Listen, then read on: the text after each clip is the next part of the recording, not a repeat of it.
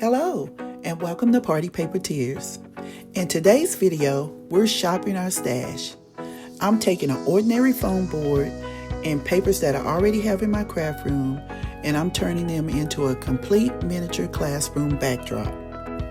I'm going to show you how I built it from scratch and how I chose the papers to make the space feel like an actual room, and how you can take the same idea and create all kinds of miniature backdrops using supplies that you may already own.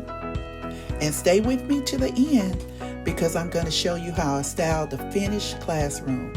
And also I'm sharing another classroom scene that I created especially for my elementary school age grandchildren.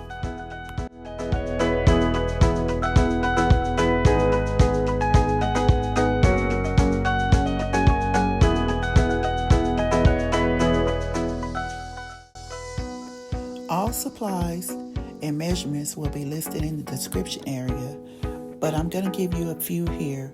The foam board is 24 by 20, and by the way, you can also use a piece of cardboard. I use scrapbook paper, and the colors and textures are up to you. I also downloaded some fun printables from the internet and used any embellishments that I may have in my stash. You will also need liquid glue, double-sided tape, a ruler, a blade, a paper cutter.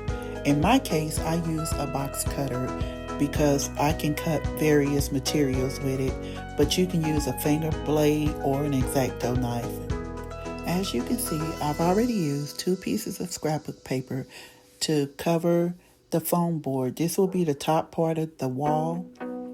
I used this color because it had a texture feel to it, and I thought it would give me the most generic look so that this classroom can be any classroom that you wanted it to be.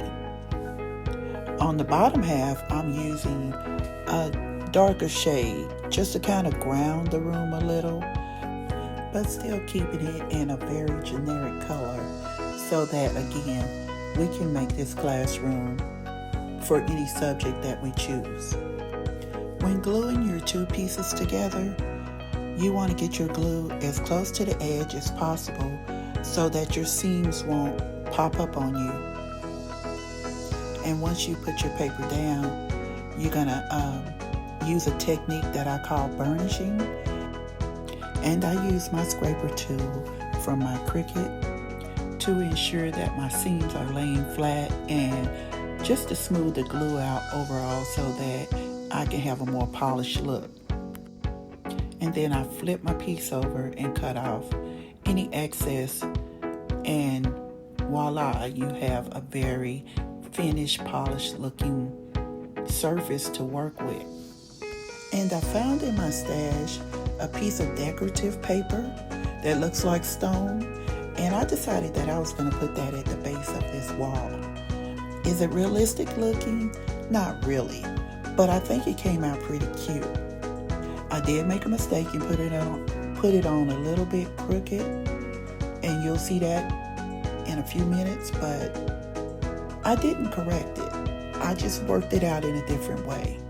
So what I decided to do was to put my door on the left.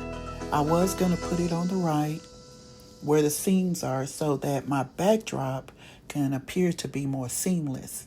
But in the end, it worked out because I just put the bulletin board over the seams on the top part of the wall, and it doesn't really stick out like I thought it would. So don't be afraid to make mistakes. If you catch them early enough, you can start over and correct it. If not, you can make a few minor adjustments and just keep the process going and keep it fun. I chose this size backdrop, 24 by 20, because I needed it to be scaled to my American Girl play sets for my scene. But you can make it much smaller, so if you wanted to use it for a shadow box, or you can make it larger to use it for a party display. I've even used some of these backdrops as photography backdrops, for my miniature scenes. You can dress them up with seasonal decor. For school projects, as I mentioned before, this classroom can be any classroom, art, science, math.